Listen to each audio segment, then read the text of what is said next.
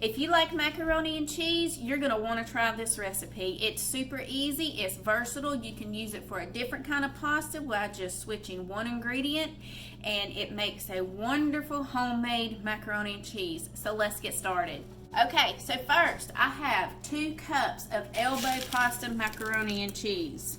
Over here, I've got on my stove water that is starting to boil. I'm going to add 2 cups of elbow macaroni to that pot and boil it until it's tender. 1 stick of butter goes in the pot. Second ingredient that you want to get ready is 1/3 cup of flour. You want to use the flour because what you're going to do is with the butter and the flour mixture, once the butter has melted, is you're going to make what's called a roux.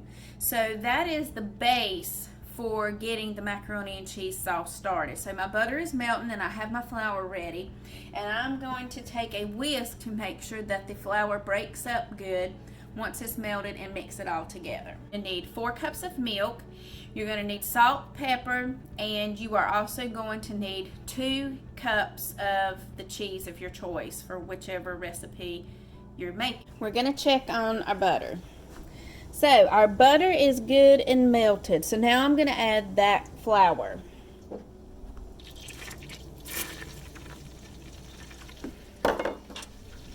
So I want to just get this mixed up well.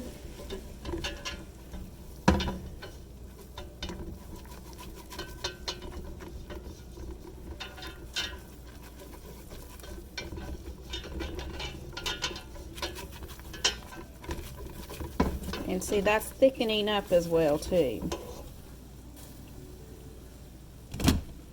Check our pasta water, and it is boiling. We're going to add the pasta. I'm going to turn the heat down just a little bit and come back to our sauce. Okay, so this is doing good. That's where we're wanting it.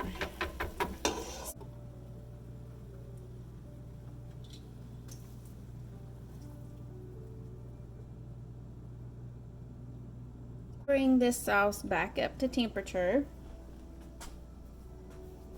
and I'm going to add the salt and pepper.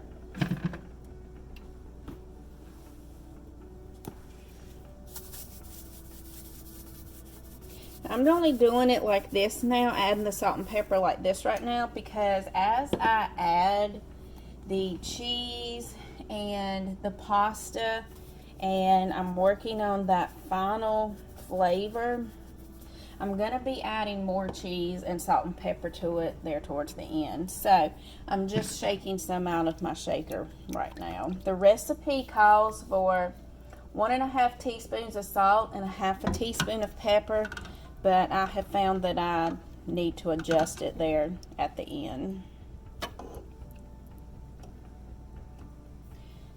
So what we're going to do next, I'm going to let this get up a little bit warmer. I don't want it boiling, but I just want it to get warmer before I add my cheese, because I need that to melt.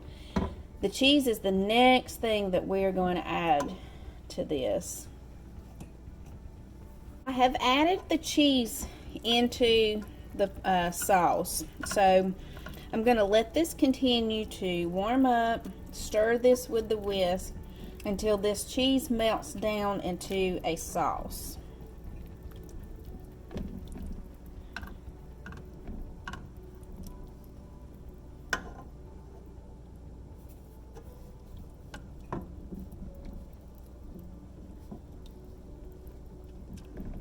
I have my casserole dish here that I am just spraying with the non-stick spray.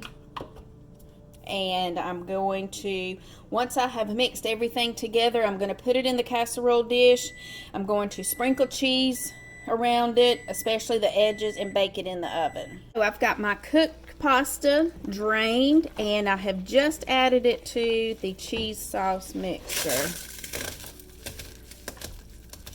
At this point right here, once all of this is mixed up and you have it to the taste that you want it to be, then you're pretty much done. You can serve it like this. It will thicken as it sits, but like I said, today I'm going to put it in my casserole dish and give it a cheesy edge. Put it under the broiler and just let it melt the cheese.